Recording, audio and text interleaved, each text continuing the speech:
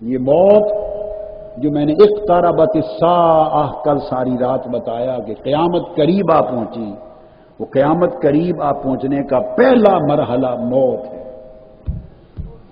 موت قیامت کا مرحلہ اولا ہے۔ موت قیامت کا مرحلہ اولا ہے۔ سیدنا عثمان غنی رضی اللہ تعالیٰ عنہ حدیث پاک میں آتا ہے، جب کسی قبر کے پاس سے گزرتے یا قبرستان میں جاتے تو قبر کو دیکھ کے ہی زار و قطار رونے لگ جاتے، اتنا روتے کہ ان کی داڑھی مبارک آنسوؤں سے تر ہو جاتی، ہچکی بندھ جاتی۔ ساتھ صحابہ پوچھتے، تابعین پوچھتے، حضور جنت کا بھی ذکر ہوتا ہے، دوزخ کا بھی ذکر ہوتا ہے، اتنا کبھی آپ نہیں روئے، اتنا نہیں روئے جتنا قبر کو دیکھ کے روتے، اس کی وجہ کیا ہے؟ تو آپ نے فرمایا موت اور قبر قیامت کا پہلا مرحلہ ہے۔ یہ جو قبر ہے، موت، یہ قیامت کا پہلا مرحلہ ہے۔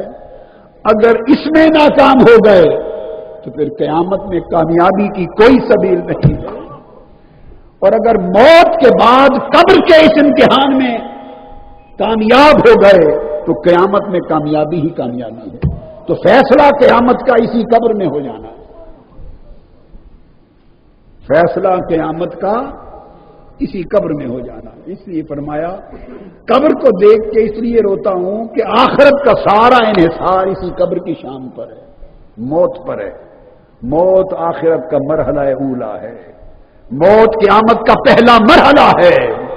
اس لیے جب کہتا ہوں اقتربت الساعہ، مرنے والے تیری قیامت آ گئی، موت کی شام۔ تجھے قیامت کے سالوں اور صدیوں کو گننے کی ضرورت نہیں ہے۔ اس میں کتنے سال بنیں گے، کتنی صدیاں بنیں گی، کتنے ہزار سال بنیں گے، وہ مسئلہ جدا ہے، وہ موضوع جدا ہے۔ ان سالوں، صدیوں اور ہزاروں سالوں کی مدتوں کو گننے کی ضرورت نہیں ہے کہ اے انسان تیری موت، ہر شخص کی موت اس کی قیامت ہے، اس کی قیامت ہے، بس ختم ہو گئی بات۔ تو بولیے ہماری زندگی اور ہماری موت میں کتنا فاصلہ ہے؟ کتنا فاصلہ ہے؟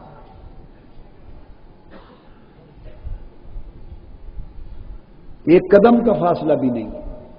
موت کسی لمحے آ سکتی، لہذا یہ جو موت ہے جب بھی جس پر آ گئی اس کی قیامت آ گئی، اس کی قیامت بپا ہو گئی۔ برزخ، موت، قبر اور برزخ، یہ قیامت کا پہلا مرحلہ، اس کی قیامت، اس کا روز محشر شروع ہو گیا، اس کا عذاب و ثواب شروع ہو گیا، اس کی جزا و سزا شروع ہو گئی۔ وہ فرماتے اس لیے میں قبر کو دیکھ کے روتا ہوں کہ بعد کا تو مرحلہ اسی پر منحصر ہے۔ تو وہ کہا جائے گا کہ تمہیں تمہاری امیدوں نے دھوکے میں مبتلا کر دیا، حتیٰ کہ موت کا امر آ گیا، تم غفلت میں رہے، امیدوں میں رہے کہ اچھا چلو ابھی کون سی جلدی ہے، سنور جائیں گے، بدل جائیں گے، اگلے سال بدل جائیں گے، تھوڑا سا یہ بھی کر لیں، تھوڑا یہ بھی کر لیں، بدل جائیں۔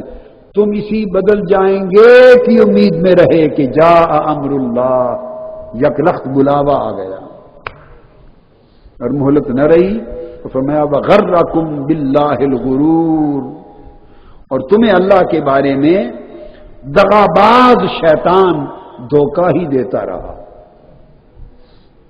دغاباز شیطان تمہیں دھوکہ ہی دیتا رہا اور تم اس دھوکے میں زندگی گزار گئے۔ فَالْيَوْمَ لَا يُؤْخَذُ مِنْكُمْ فِدْيَةٌ، آج کوئی معاوضہ لین دین بھی نہیں ہے کہ لے دے کے چھوٹ جاؤ گے، کوئی فدیہ بھی نہیں ہے کہ کوئی تمہارا بدلہ چکا دے گا۔ بس جو کچھ کرنا تھا دنیا میں کر کے لائے ہو، خلق الموت والحیات لیبلوکم ایکم احسن عملا، آج تو صرف تول ہو رہا ہے، سودا تو پہلے تھا جو کچھ بیچا خریدا لیا، آج تو تول ہے۔